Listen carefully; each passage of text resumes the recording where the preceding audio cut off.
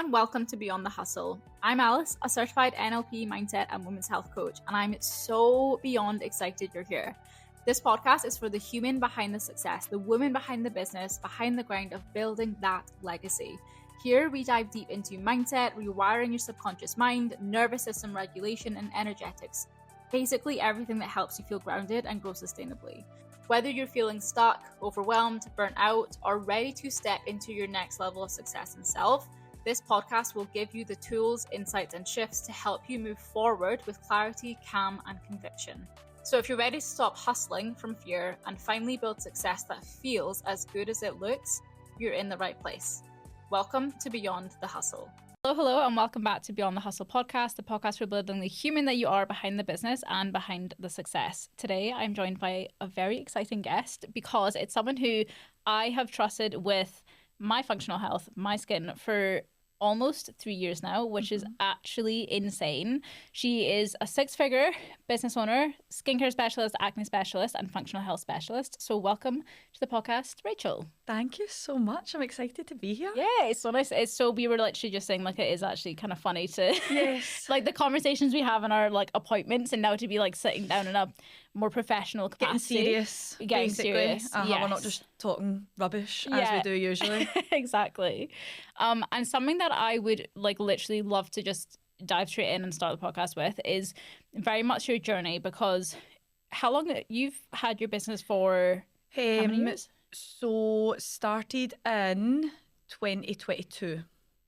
September 2022. So is that coming up 4 years? Coming up 4 years. Coming up 4 years. The math for me there was the like math. not Yeah, I don't even know what year we're on half the time. But yeah, exactly. Coming up 4 years. So you've had your business almost 4 years. You've just crossed over the six-figure mark, which is actually incredible. So I would love to know kind of what did the journey look like in starting out with your business? So initially started when I was off on mat leave with my first child, so my wee boy. Had him in 2021, obviously had a year off in mat leave. And my friend, she had not long started up like a kind of wellness sort of business. And she was really loving it. She was pure thriving and just really, really enjoyed it. And we were actually in like similar industries with like our kind of official full-time jobs. So we both worked in charity, which I really liked. I liked working in charity, but it also never majorly fulfilled you. Do you know, like working for somebody else, it's just different. Excuse me. So yes, she had kind of inspired me. So when I was off on mat leave, I then thought, why don't I do facials? Skincare is something that I've always been so interested in, like struggling with my skin when I was kind of younger and on and off, like kind of throughout my young adult life into my 20s and stuff. And then I was just kind of inspired by her, just seeing her like smash it, and she was thriving, and I thought, why don't I do this? But obviously being off on mat leave, it's a scary time to like commit to anything that's going to, cost money, because I didn't have money. I was on mat pay basically, which is shocking. So I just like bit the bullet and went for it. I love that. Yeah, you just like threw yourself in the deep end. You need to, don't you? Yeah. You need to take the risk. I would love to know then, what, compared to like where you were when you first started, obviously then on mat leave and just like diving straight in, because I think a lot of people when they start businesses and they start building, like, you know, they kind of go like balls to the wall, they go all in and like burn themselves out and do all of that. So what would you say, like, how do you differently look after yourself now as a business owner and in business versus like when you first started? So when I first started, so I had kind of started taking clients on a month after I went back to like my full-time job. So I went back to my full-time job for a month, and then I was like, right, I'll ease myself in and like try and build up a client base. So I think I was working one evening a week and then a Sunday, like maybe like 3-4 hours or something like that, and maybe like 2-3 hours on the Monday. So like maybe no more than 6 clients a week, which actually, like, that's normal. Do you know, it's quite hard when you start something and you think nobody's ever going to book in with me, and to even have like those, say, 6 clients a week, I was like, oh my God. And then like my first client rebooked and I was like, oh my God, they didn't hate it. So it was obviously quite good, and it gives you that wee bit of confidence. But I was working full time. Then as the business kind of started to grow, which obviously wasn't huge at first at all, but kind of pretty early on, I was working like longer hours on the Monday, longer hours then in the Sunday, and then I'd be like, right, okay, how many more hours could I like open like a Wednesday night or whatever? Also, what happened when I went back to work, I was pregnant with my second. So there was obviously the challenge of like being a mum to a 1-year-old, being pregnant, working full time, and then try to build up your business on the side. So self-care was non-existent. I think because I was pregnant as well, I probably used it as not that it's an excuse, because if you don't want to work out, like if you're pregnant or not pregnant, that's absolutely fine. But for me, like kind of being active and going my walks and generally kind of try to take care of myself was something that really helped like my mental health, obviously physical health as well. So because I was pregnant, I just was like, right, I've obviously not got any time to do this because I've just got too many kind of plates to juggle basically. So, you know, I'd finish work, like I'd work in my normal job, I think it was like 8 to 4 on a Monday, then like 6 to 10, and then I'd finish and go get a Burger King and stuff. Do you know what I mean? Like, and that's absolutely fine, but that was just bad for me because it was constantly. It like worked for that season of, you know, growing your business, you know, being like a first-time mum and pregnant and doing all the things.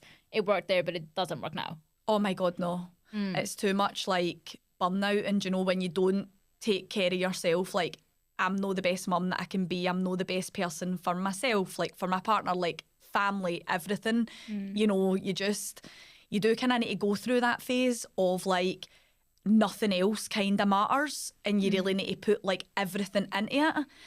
But then you get to a stage where you're more comfortable, you've maybe got like more kind of returning and like loyal existing clients, and you can be like, right, I can't keep doing this. You can only do it for so long. And I don't regret it, but now self-care to me is important because I know that if I don't take care of myself, everything else falls to shit, basically. What's your favourite form of self-care? I've actually started, and this is like such a basic one, sleep.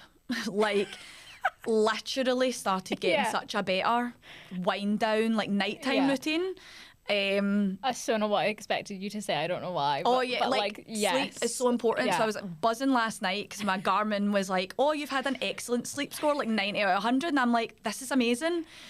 Because again, I got into a bad routine of like, I would work, then come home, deal with the kids, and then I would work on like my phone basically and reply to messages and try and do content, and your head's just fried. Like your head's buzzing with like obviously all of these ideas, which is great, but it was just too much. So I then fell into a bad habit of like responding to messages like pure late at night.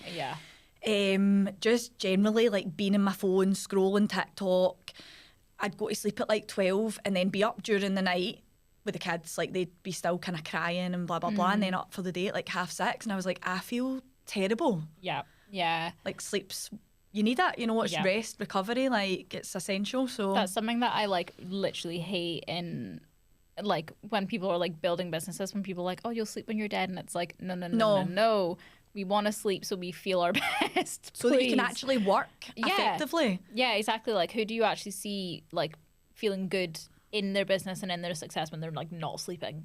No. But I think like burnout and like just genuinely being like, oh my God, I'm so stressed, I've got so much on, that's like, it's glamorized really, as if that's the norm. But I think that's a pure like Western like culture thing, is just like we're on the go 24/7 and your day's jam-packed, and you get almost like guilty if you're not being productive. Because I think it's like them where people think that like you're like kind of like soft or you're like lazy if you're not then like grinding 100% of the time, and it's like that just could never be me. Like that has been me, but like that will never be me ever again. No, and I think it's like it's probably more so things you do at the beginning when you're really trying to get things like off the ground, get it up and running. But then when you actually kind of realise, right, okay, this is actually doing like quite well, you can kind of take your foot off the gas a wee bit. But you're always pushing it. You know, you always want to expand and grow your business and, you know, be the best person. But rest is a part of that. Yeah, because I even remember like when I first started coming to see you as well, of like you working those longer hours, and then after a while you were like, I'm changing my schedule because like I know that like that's worked, but I'm not doing it anymore. And I was like, fair. Yes, so fair. I'm not working to 10 o'clock on a Monday night anymore. Getting home like pure buzzing, because even though it's like it's not like a stressful job, like it's quite still like energy. It's still energy. Like even if you like your job, you're still working, you're still switched on. And a lot of the time, and I love this part about my job, but a lot of the time it could be like a therapy session for people, like genuinely. Yeah. Sometimes like the chats are very like surface level and it's all like, you're kind of getting a laugh and whatever, but sometimes it also gets like quite deep, and I love that. Like I'm a very open book, so I like to talk, and I think people probably feel quite comfortable open up to me, which I love.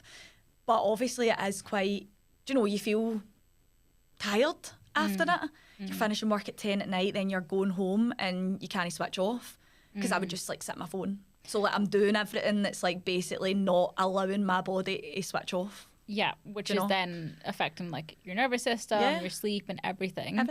If you're listening to this podcast having a realization that you're always burnt out in business, always struggling to hold it all, from the responsibility to the visibility to the schedule, always navigating the feeling of not having enough time for everything you want to do inside and outside of your success, then this is your sign. Because inside my one-to-one coaching, we don't just place a band-aid on the strategy and call it a day.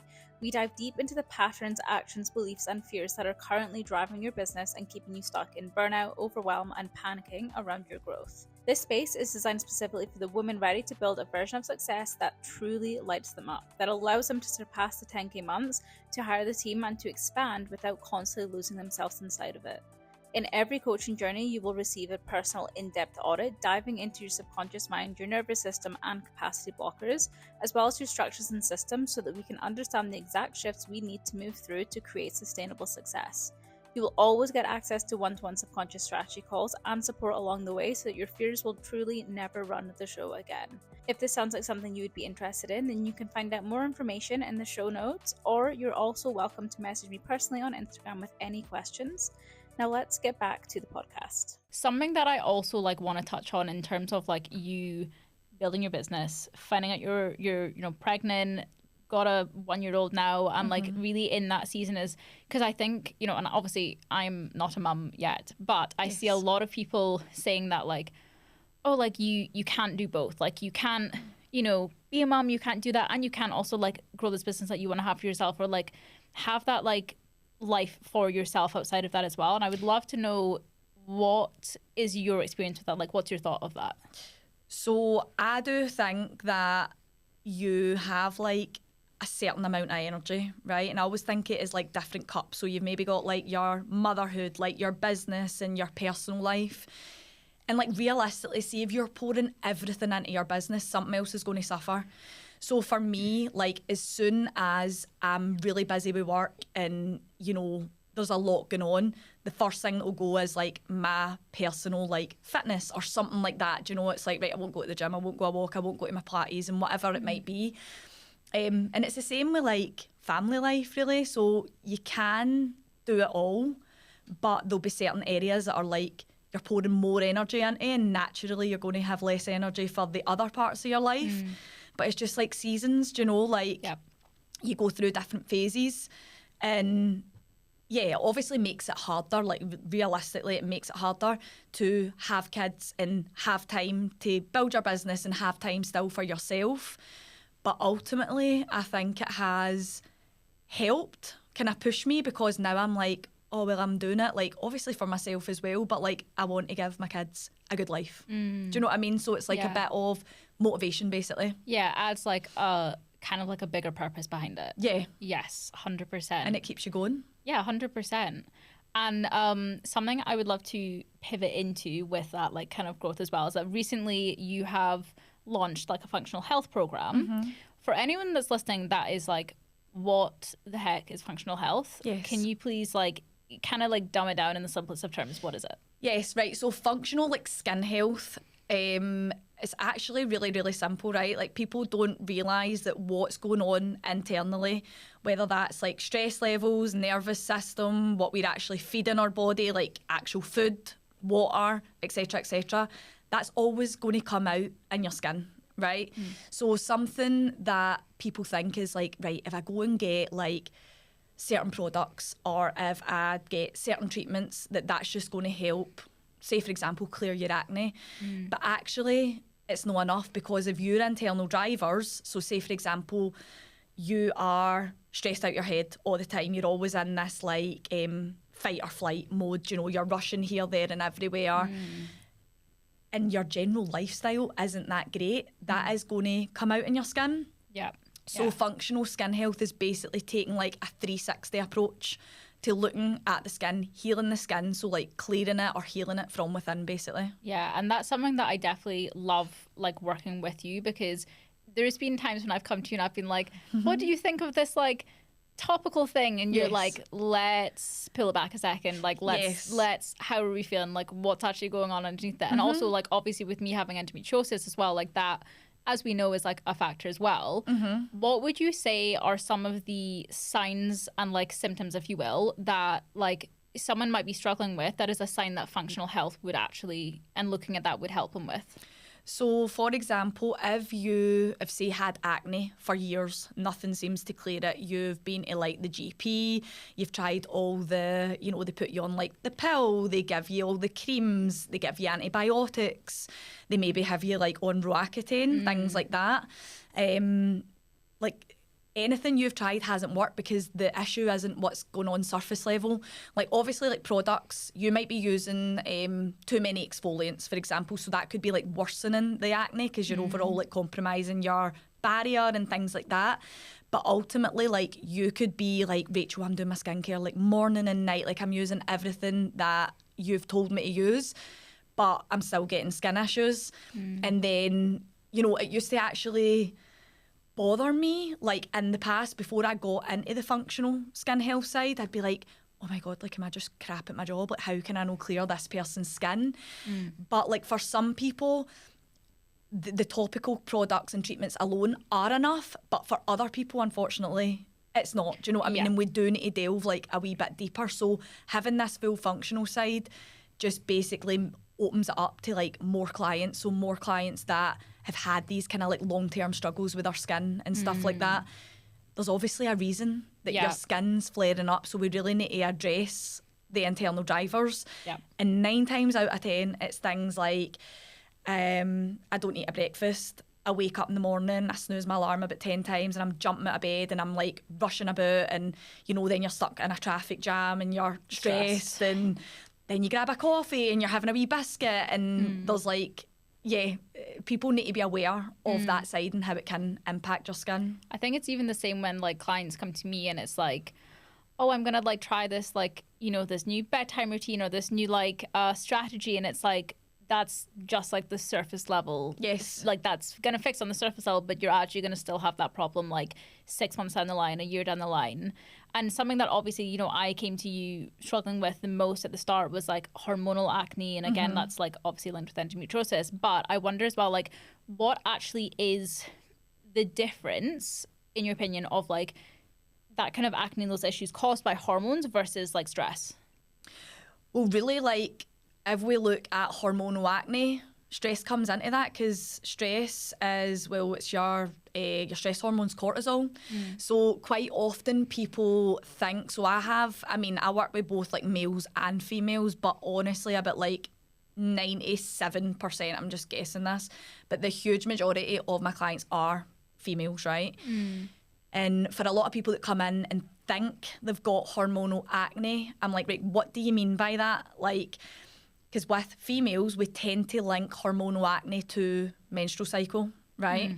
That's only like one kind of bunch, like one group of hormones. That's your sex hormones that are determining like ovulation and obviously like menstrual cycle. But you've got so many different hormones. You've got like stress hormone, hunger hormone, sleep hormone.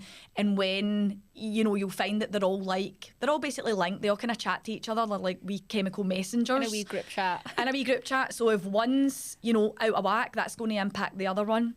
So like say for example, you have like a shit sleep, right? You're not going to wake up in the morning. Like for me, if I woke up in the morning after, you know, I don't know, say the kids have been no well and they're up all night, right? I'm not going to wake up in the morning and be like, right, I'm going to have like my nice yogurt and like chia seeds and blueberries and, you know, I'd be like that, oh my God, like get me a coffee, get me this, get me that. So it disrupts like your full day basically. So they're all kind of they're linked in a sense.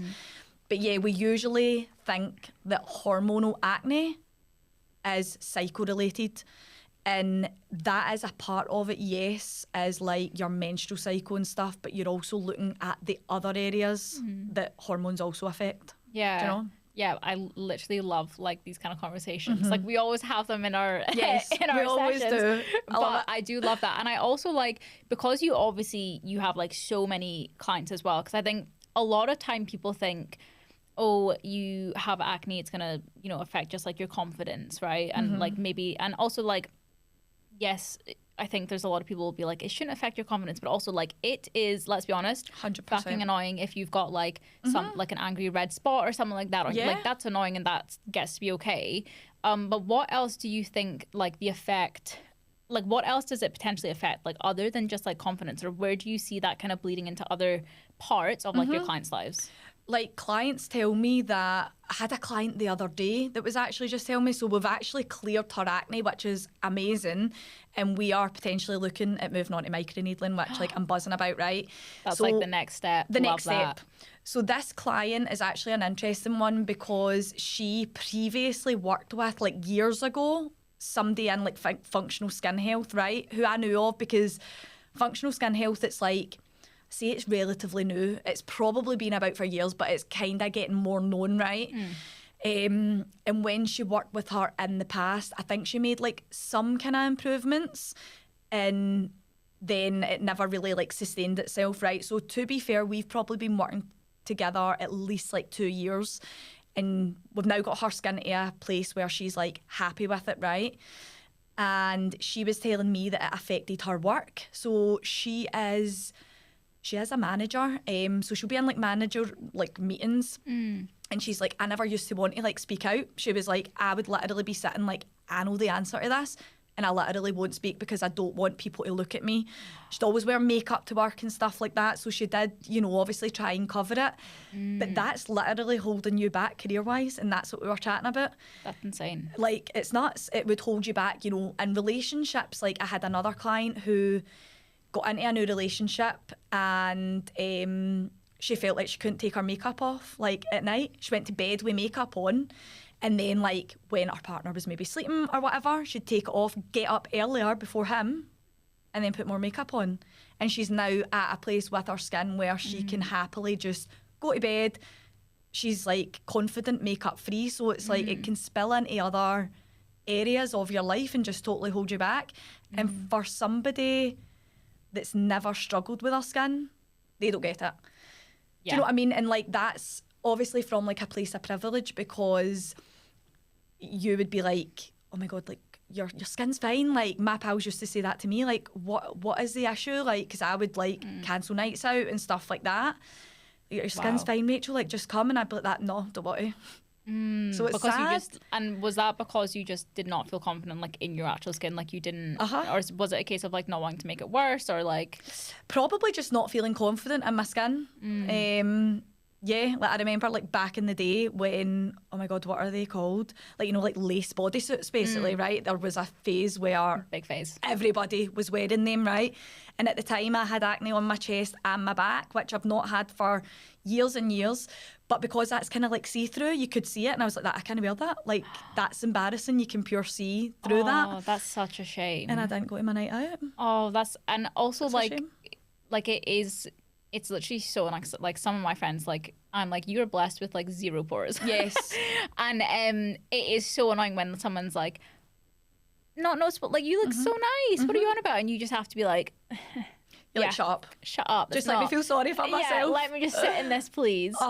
That's actually wild. I didn't know that you kind of had that, like that story with acne. Because like for as long as I've known you, like 10 out of 10 glowing skin. Like, thank you. No, I've had my ups and downs with my skin. Like I've been through the ringer with it, you know, and that's how I think I actually got into it, basically, because I was always so interested in reading up on like different products and how different ingredients work to help your skin. I've tried everything from the GP, literally, other than Accutane, just simply because I didn't like needles and I didn't want to get a blood test. So yeah, I've tried everything, and I can speak firsthand, nothing's worked for me. Some people go to the GP and they feel like the products that they get do work, and like that's amazing. Like I hope that happens for everybody. But the kind of large majority of people are like, oh, I've tried this and I've tried that, and you can see that they've been through everything and they're still struggling with their skin, and I'm like, right, we need to look deeper. Like for someone who actually maybe does come to you and they have tried like everything from the GP, everything they can find in, you know, the stores and whatnot. Yes. What is like the first thing that you would actually want them to look at? Or So first of all, I would look at your skin from a functional perspective. Like, are we doing the basics? Like, are you eating breakfast, lunch and dinner? Or are you actually feeling your body? Like, what is your life like? Like, how's your job? Are you in like a really high stress job? Are you, even I've seen things like toxic relationships, and then like genuinely, like I've had a client, so one work example, she was always stressed at work, quite like a high stress job, not like promoting this, right? Like, because obviously we need a job to like make money and whatever. But she went off on the sick, like stress related. like she was actually stressed. She was actually stressed. Did that, yeah. Her skin cleared, like literally, and she's went back to work. And I was kind of saying, I was like, look, at the end of the day, we're adults, you know, like we have jobs, like some of us have like houses and kids and families and things like that. So you cannot eliminate stress from your life, right? How do you deal with it? Like, how do you build up like your stress resilience? How do you actually manage your stress? Are you the type of person that's just like happy to be in fight or flight all the time? Or can you be like that, right, it's not that deep, like I'm not going to worry about this or whatever. Do you know what kind of stress management practices do you put into place? The other example was one that was just in like a really toxic relationship, and again, we do end up at like a therapy session sometimes. Yeah. So we're kind of chatting about this, and then she basically left our partner and our skin cleared. And you see it quite often. Yeah.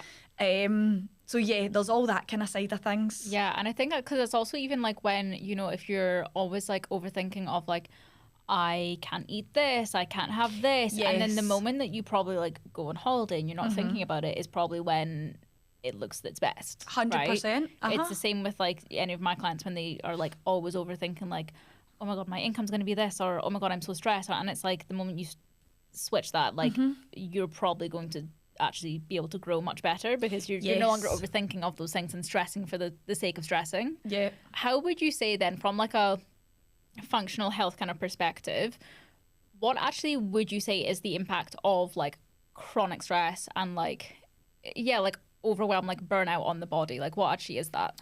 So it could present obviously in your skin, whether that be like acne, inflammation. It could be, you know, like this is a good example, like when people get kind of anxious, some people get like a kind of stress rash, you know, and that's like a direct, like you can see how closely linked like your skin is to what's going on in your brain basically. Yeah. Sorry, what was the question? The question was, how does chronic stress and burnout, like actually, like what are the patterns that you see when how does it affect your body? So it could be like, you know, brain fog. I've had clients that are like, I had a client the other week, and God love her, she is like a carer for her mum, and she's really struggling now. She's like forgetting things. She's had issues with her skin. She's just generally like not taking care of herself, obviously, because she's not the main priority at that point. But she actually ended up hospitalised herself because stress. So she's ran herself into the ground that much that she had to go into hospital for a night to like get observed, basically. And also how that's not funny that you say that, like not funny, but you know what I mean. Because I was literally having that conversation with I think like 2 people in the last few weeks who have been like, they were so anxious that they went to hospital because they thought they were having a heart attack. And like, it's like, why do you have to wait for like the absolute extreme to happen to then be like, something has to change? Yeah.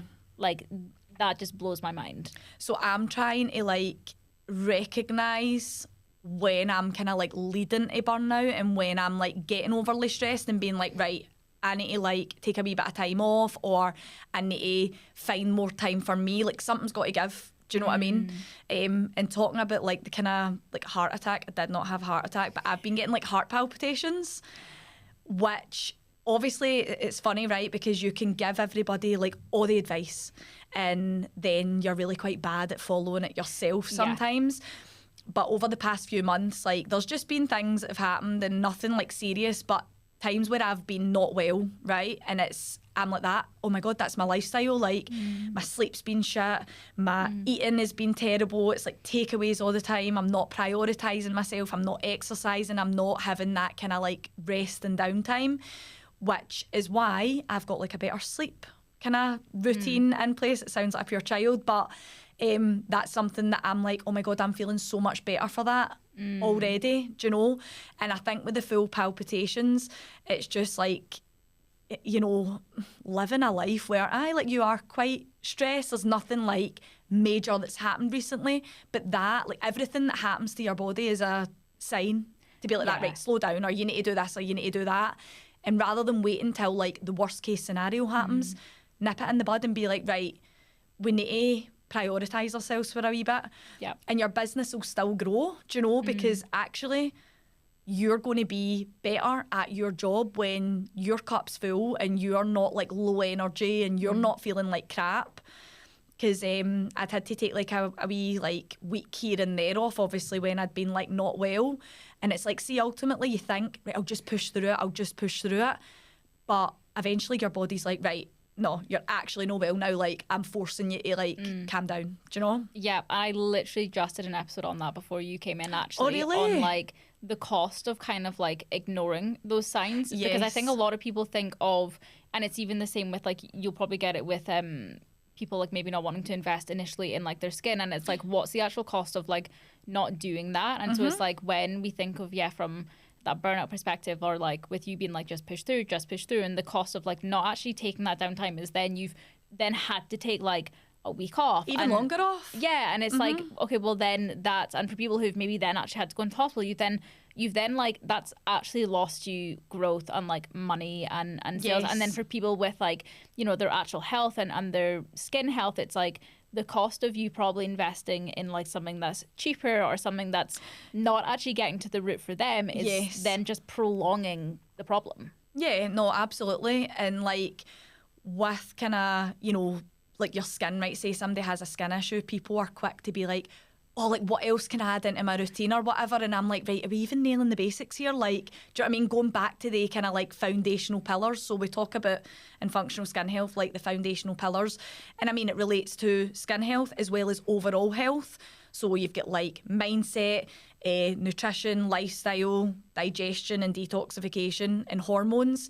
And when you are being mindful at all of these different areas, they all link into each other. And ultimately, like, that's when your skin will improve. That's when your energy levels will improve, your mood will improve, and everything else as a result is just going to be overall better. Yeah. And what does also because you just launched this, you know, incredible program for functional health, what does that actually look like as well? So it's basically a 12-week like online kind of virtual program. So we have like an onboarding call. You'll fill in like a functional skin health assessment form, which is really detailed. Promise the questions do relate to your overall skin, but we do talk about things like poo and periods, and you know, this is all things that we need to know about, because if you aren't passing a bowel movement every day, like, well, that's like a detoxification pathway. So why are we not? It's usually like maybe diet related, could be a stress thing as well. You know how closely linked obviously the brain is, like with your gut. Yeah. So yeah, we'll chat all things like functional skin health, go through everything. You then get like a custom protocol to follow, which is like advice basically on the 5 different foundational pillars. And then we have like a weekly check-in just to make sure that you're kind of on top of everything. And obviously the programme's 12 weeks, right? So it's enough to see changes in the skin, but it doesn't mean that your skin's going to be where you want after the 12 weeks, right? For some people, that might be all it takes. But for some people that have struggled with their skin for 5-10 years, it's not going to completely transform in 12 weeks, but it's setting those like habits, you know, getting you into the swing of things, basically giving you, like empowering you with the knowledge to understand, right, this is why I'm doing this, because this is going to have a beneficial impact on this area and that area. And then at the end of the 12 weeks, it's not like you're just left, you know, we have an offboarding call and we chat about a wee plan going forward. But for example, so I've got 2 girls on it now. I was wanting to kind of initially launch it and look for 2 people just so I could kind of focus on them. So one of my clients is in their 4th week. Nice. And she had an issue. So she's got suspected PCOS, which I see all the time, which is up to 70% insulin driven, meaning it's a lot to do with like regulated blood sugar levels and things like that. And, you know, from the get-go, she wasn't having a breakfast. And I'm like, right, you're not eating regularly enough, so your blood sugar levels are like totally off, do you know? But one change that she's noticed so far, and again, back to poo, is basically she doesn't have loose stools anymore. So that was an issue for her. We obviously don't want that. And generally, she's feeling like she's got more energy. She's not having that pure afternoon, like, crash and burn where she's just like, oh my God, like I need a coffee, I need like a wee biscuit and a chocolate bar and blah, blah, blah, just to get through the day. So generally, like her skin hasn't changed in terms of appearance as much. But that's what I explained to her. I'm like, you're going to feel the differences, like in terms of like body, before you see the difference visually in your skin. Yeah. So it's 100%. Just been in it like for the long haul, do you know? Yeah, and I think as well with even you saying about like, you know, skipping breakfast and stuff like that, like, because I see so many people like running on caffeine or like, I even watch like these really big like successful people who are running on caffeine using nicotine gum to like lock in for their work periods and stuff like that, and I'm like, you cannot like feel good behind the scenes. No, do you know what I mean? Like your adrenaline must be through the roof. Oh yeah, like you feel like shit. And fair enough, like you have a coffee, it might get you through that like 1 or 2 hour like work block. But then you've no at breakfast, like you're going to like crash about 2-3 o'clock and like your day's done, do you know what I mean? And it's just, it's not sustainable. That is the type of person that is going to have like that burnout, and effectively their work's going to be just terrible. Oh, 100%, because you're like, oh my God, like I'm done in. Yeah, like you're not actually, I think it's like when you actually look at the bigger picture as well, it's like, okay, so sure you have a little bit more energy in that moment. Yes. But are you like, you've probably made maybe like a 2-hour, you know, work block into a 4-hour work block because you're not rested, you're not recharged, like you're just running on like fumes that you're probably then like at your laptop being like, ugh, but like not actually getting anything properly done. And it's like when you look at then the bigger picture of, that's probably going to be like, you're probably going to have more acne, terrible sleep, like, and burnout, you know, 3 months down the line, where it's like, I think people zoom in on like, same with like topicals of like, what can I add into my skincare routine and feel good today? And it's like, zoom out. Like let's address just the basics. Yeah, first. 100%. You always start at the basics. Why do you want to just pure go with like more products or whatever? Like, come on, let's just focus on getting like a good sleep. Yeah. Under your belt. Good sleep. I love how that's like the theme. That's the theme, right? Honestly, it's like, it's life changing. So I love reading, and so I had my wee boy, right? That was 2021. Genuinely, I used to read like probably a book a month, right? Wow. And I used to take a wee note of it in my phone and everything. I bloody loved it, right? And then totally fell away with it after I had my wee boy, because I was just like in like exhaustion mode. So obviously like reading isn't a priority. But I probably didn't read another book till like 2024, 2025. So I had like years where I didn't read. That's mental. Whereas now, every night, I'll read for about half an hour, switch off immediately. Like I'm like, my eyes are closing and I'll fall asleep within minutes. Whereas like versus if I'd done like TikTok to like 12 o'clock and it's like I could be rolling up at bed for 20-30 minutes. Yeah.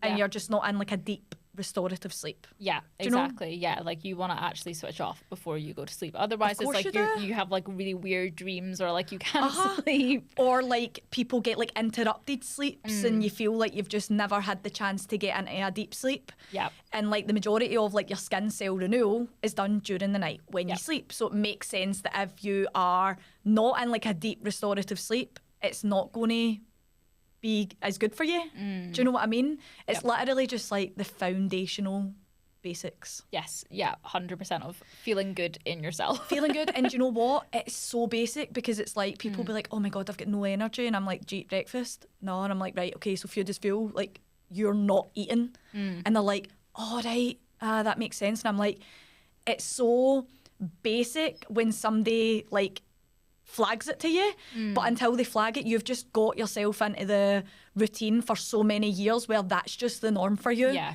And they'll be like, oh, I know, but I'm not hungry in the morning. I'm like, I know, but how many years have you not ate breakfast for? Yeah. Like your brain stops sending the hunger hormone because you're literally ignoring it. Yeah. So like force yourself to eat the damn breakfast. Yeah, like start small, do you know what I mean? It's not as if you're going to have like a bloody 8-egg omelette or something, right? And you don't need that. But you're not going to go from eating nothing to this huge breakfast. But just start with, I always use the example of like egg bites, right? I love egg bites.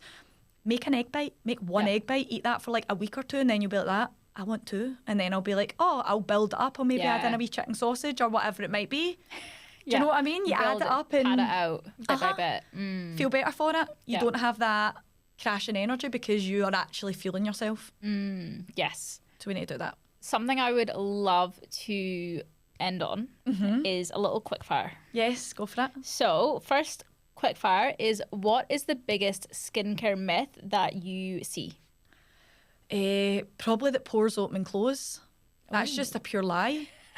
I don't know where it like originated from, but yeah, that's a lie. I also like used to believe that. And Oh then my God, I remember so you did saying I. that to me, and I was like, wait, so when I go from the sauna into like it doesn't You think do you go for a anything? sauna and it's nice and hot and your pores are nice and open, then you go in for like a cold shower and that's like closing them. Lies. Yeah. Okay, lies. Cool, perfect. Myth. What lifestyle factors have like the biggest impact on skin, on your health that people overlook? Food, sleep, stress levels, Yeah, perfect. big ones. And what's your favourite skincare product and why? Oh, right. I love a retinoid. You know this. I know this. Promoting collagen production, minimising acne, minimising pigmentation, brightening the skin, literally can be used to treat near enough every skincare concern. So other than SPF, obviously SPF is like your number one anti-aging product, but yeah, retinoids. And also with that as well, correct me if I'm wrong, you're the expert. There's like a purging with using retinoid, right? Because I have some friends who are like, oh no, I tried it and then it just like broke me out, and I wanted to be like, that's the purge, let it happen. Yes, right, okay, so with purging, right, it's basically bringing everything to the surface that is going to come out anyway, but you're bringing it out at an accelerated rate, right? So using any sort of like exfoliating product, retinoids, anything that's going to exfoliate or promote your cellular turnover, right? So the best way I describe it to people is it can take up to 90 days for a breakout to form in the deepest layer of your skin. So it's called a microcomedone, right? That is insane. Bit of a weird way to think about it, but I say to people, you've got 90 days worth of spots sitting in your face somewhere that you can't see, right? Ooh. Which is quite a strange thought, right? But microcomedone, deepest layer of the skin, over time it can take up to 90 days to actually come on and be visible at the surface of the skin. So yeah, that's why we say give products 12 weeks, right, to actually work, because we're bringing everything to the surface. The difference with people, you know, that visit a skin specialist and purge versus they just go into Boots and buy a random exfoliant is the skin specialist is able to actually like support you through that process and be like, look, that is meant to happen. Because if you go in blindly to like Boots or whatever and you just buy a product, your skin gets worse and you could be like, is my skin reacting? I don't know if this is purging. Or I won't use this even though it's actually good for my skin. Like when a client, especially an acne prone client, who I explain that as like, if you're the type of person that wakes up every day, every other day with a new spot, you're going to purge because you've got congestion that's still to come to the surface. Somebody that, you know, isn't acne prone but might get the occasional like wee breakout, you don't expect them to purge massively because typically they don't have that much. They don't get that many breakouts regularly. But with purging, you'll find that, say, for example, like my chin is usually my problem area. If I started inactive and purged, it's probably going to be in the chin area, and it makes sense because that's where I typically get breakouts. Yeah. What I would be like looking at a wee bit more in depth is if you are getting breakouts in random places that you never get breakouts. Yeah. That could be the sign that your skin's reacting. But that's why I always say go to a skin specialist. Yeah, because I remember even when I first started with you and you put me on a retinol, hadn't been using one. And I remember going to this music festival and I had purged. Yeah. But like I also am like fully in the mindset, always am, with like, let it purge. If we do a skin peel, I'm like, let it peel, let it happen. Like, go for it. Let it. It needs to do what it's doing. Like, for a client, say that is acne prone and comes into me, they're on no exfoliants, we get them on something. The next visit when they come in and I'm like, right, how's your skin been? And they're like, oh, like I would say I'm getting like more breakouts. And I'm like, that good. I'm like that. I know that it's like shit for you, but I'm thinking that's good because it's a sign that the products are actually working. Yes. And then after that 3-month mark, I do say, I'm like, right, it's not that your skin's going to be where you want it to be, but if we start to see improvements, that's a good indicator that, you know, the products are actually working. We just need to let the skin take time to like heal, let it do its thing. Yeah. Give it time. Next quick fire question is, what is one simple thing that people can do to aid their digestion but without like overcomplicating it? Aid digestion, I would say like eating regularly and making sure that you're actually drinking enough water. So you'll find that people that don't have enough like roughage, you're not going to be passing a bowel movement every day. If you're not hydrated enough, you're not going to be passing a bowel movement every day. And again, that's a detoxification pathway, so it can lead to skin issues if we're not doing that. But yeah, eating regularly, obviously increasing like fibre intake and staying hydrated. Okay, good. And if someone is listening and they're always stressed, they're burnt out, they feel like they've tried everything under the sun, maybe they're feeling like, I can't be bothered with this anymore, like, what's the first thing you would tell them to do? Come see me. Yeah, I mean, I second that. Yeah. Come see me. But yeah, basically we start with like a top-down approach. So again, like going back to the foundational pillars of your functional skin health, we're starting at the top. So like mindset and nervous system regulation. Yep. Now, see if you'd have said this to me 5-10 years ago, I'd be like, what are you talking about? Like, shut up, right? It's so important. And that's like stress, like how are you day to day? Like, are you in that constant fight or flight activation mode? Do you know, because even then going back to the digestion, if you are like eating your dinner or eating your breakfast in the car on the way to work, your body isn't going to digest that and absorb all the kind of vitamins and nutrients and goodness as well as it would have if you were sat at a table with like no distractions. Yeah, because you're like trying to scoff it down really, really quickly. And it's like, no. And then it's like you get bloated, or you're like, why is my stomach sore? Because you've tried to eat everything in like a minute. So that used to be me, like in between clients, I wouldn't schedule a break. I would just run like back to back, which is so bad. So this is another reason that I was like just pure reaching, like, oh my God, I need to like get a grip of myself. I need to scale back. So yeah, just actually having time to eat. It's a simple one. Yep, simple but effective. Simple but effective. And look, they're always simple. It's just we get into like such bad habits because we are just used to like constantly being in the go. And actually, we're not meant to be like that. No. Do you know what I mean? Yeah, it's not good for you. 100%. And my final question for you is, through building your business, through all of this growth, through also like, you know, your own journey with acne, what would you say is like the biggest lesson you've moved through or you've taken? It'll pass. Do you know, if we're talking about like skin concerns, it will pass. You'll get to a stage where you hopefully do feel like confident and comfortable in your skin again. I think when you're in that, you really get yourself like down about it, and you can get yourself upset. Like, I've cried over my skin like a million times. You probably have as well, and it's affected and spilled out onto other areas of like my life. But if it bothers you that much, it's like anything, it really needs to bother you for you to put in the effort to change it. Do you know what I mean? But you can always change, and there's always something you can do to improve things. It's kind of like choose your hard. Like, yes, you could stay being like, this is terrible, like my skin doesn't feel good, or you can kind of choose to like invest or like do the thing that maybe it's like stretching your comfort zone a little bit. Yeah. And it's going to make it better. Yeah. Yeah, 100%. Well, thank you for coming on the podcast. Do you want to just finish off by telling people where they can find you? Yes, so you can find me. I'm based in Hillington, so just outside of Glasgow. And yeah, functional skin health, results-driven skincare. I'd love to help you. Yes, and I will pop your Instagram in the Please show do. notes as well. I would obviously recommend working with you because you're the only person I would ever trust with my skin now. But thank you for coming on, and I Thank will you see so you much. guys in the next episode.